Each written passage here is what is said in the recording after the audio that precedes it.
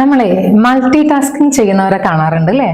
കുട്ടികളും മുതിർന്നവരും ഒക്കെ ചെയ്യാറുണ്ട് മൾട്ടി ടാസ്കിങ്. എന്താ മൾട്ടി ടാസ്കിങ് എന്ന് പറഞ്ഞാല് ഒരേ സമയത്ത് ഒരുപാട് കാര്യങ്ങൾ ചെയ്യുക, ഒന്നിലധികം കാര്യങ്ങൾ ചെയ്യുക. ഇപ്പൊ കുട്ടികളാകുമ്പോൾ അവർ എഴുതുന്നുണ്ടാവും, ഇവിടെ TV ഓൺ ചെയ്ത് വെച്ചിട്ടുണ്ടാവും, അടുത്ത മൊബൈൽ ഉണ്ടാവും, അല്ലെങ്കിൽ പാട്ട് കേൾക്കുന്നുണ്ടാവും, അല്ലെങ്കിൽ ഫുഡ് കഴിക്കുന്നുണ്ടാവും. ഇനി ഫുഡ് കഴിക്കുമ്പോഴാണെങ്കിൽ തന്നെ നമ്മൾ TV വാച്ച് ചെയ്യുന്നുണ്ടാവും, ഒരു കയ്യിൽ മൊബൈൽ ഉണ്ടാവും. ഇങ്ങനെ പലതരത്തിലുള്ള മൾട്ടി ടാസ്കിങ് ഉണ്ട് അല്ലെ? കിച്ചണിലാണെങ്കിൽ നമ്മൾ ഒരുപാട് കാര്യങ്ങൾ ഒരേ സമയത്ത് ചെയ്യാറുണ്ട്. ഇതെങ്ങനെയാ ഇതിന്റെ ബുദ്ധിമുട്ട് എന്താണെന്നറിയോ നിങ്ങൾക്ക്?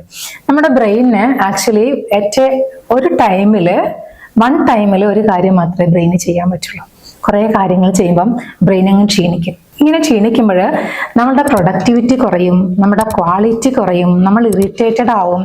അങ്ങനെ കുറെ കാലങ്ങൾ ഇങ്ങനെ ഒരു 6 മന്തോളം നമ്മളിങ്ങനെ മൾട്ടി ടാസ്ക് ചെയ്തുകൊണ്ടിരിക്കുമ്പം നമ്മുടെ ഉള്ളിൽ നമ്മൾ അറിയാതെ നമുക്ക് ഹെഡിന് വല്ലാതെ നമ്മളത് ഭാരമാകുമ്പം കോർട്ടിസോൾ എന്നൊരു ഹോർമോൺ ഉൽപ്പാദിപ്പിക്കപ്പെടും. ഇത് ഉൽപ്പാദിപ്പിക്കപ്പെട്ട് കഴിഞ്ഞാൽ പിന്നെ ഇത് സ്ട്രെസ് ഹോർമോണാണ്. കോർട്ടിസോൾ ഉൽപ്പാദിപ്പിക്കാൻ തുടങ്ങിയാൽ പിന്നെ അതിന് എന്തെങ്കിലും ഒരു ഇതേപോലെ ചെറിയ കാര്യങ്ങൾ വരുമ്പോഴേക്കും അത് ട്രിഗർ ചെയ്തുകൊണ്ടേയിരിക്കും.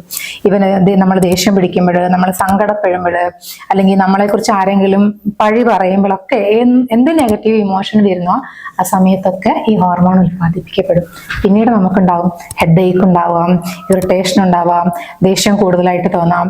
ഈ പറഞ്ഞ പോലെ ഒരു കാര്യവും നമുക്ക് വൃത്തിയിലും വെടുപ്പിലും ചെയ്യാൻ പറ്റാതെയാവും. അപ്പം സ്വാഭാവികമായിട്ടും നമ്മുടെ ക്വാളിറ്റി കുറയും. ഇങ്ങനെയുള്ള ആളുകളാണ് ജോലിയിൽ ബാക്കോട്ട് പോവുക, അല്ലെങ്കിൽ വീട്ടിൽ തന്നെ ആകുമ്പോൾ നമ്മൾ പറയും ആദ്യമൊക്കെ നല്ല ടേസ്റ്റിൽ ഫുഡ് ഉണ്ടാക്കിയായിരുന്നു, ഇപ്പം അത്ര ടേസ്റ്റ് ഇല്ല എന്ന് പറയുന്നതൊക്കെ ഇങ്ങനെയുള്ള കാര്യങ്ങൾ ഒരുപാട് ചെയ്യുമ്പോഴാണ്. ഇങ്ങനെയുള്ള ആളുകളെയൊക്കെ ഒന്ന് പുറകോട്ട് ചിന്തിച്ച് നോക്കിയാൽ നമുക്ക് ഇതിന് റീസൺ കണ്ടുപിടിക്കാൻ പറ്റും.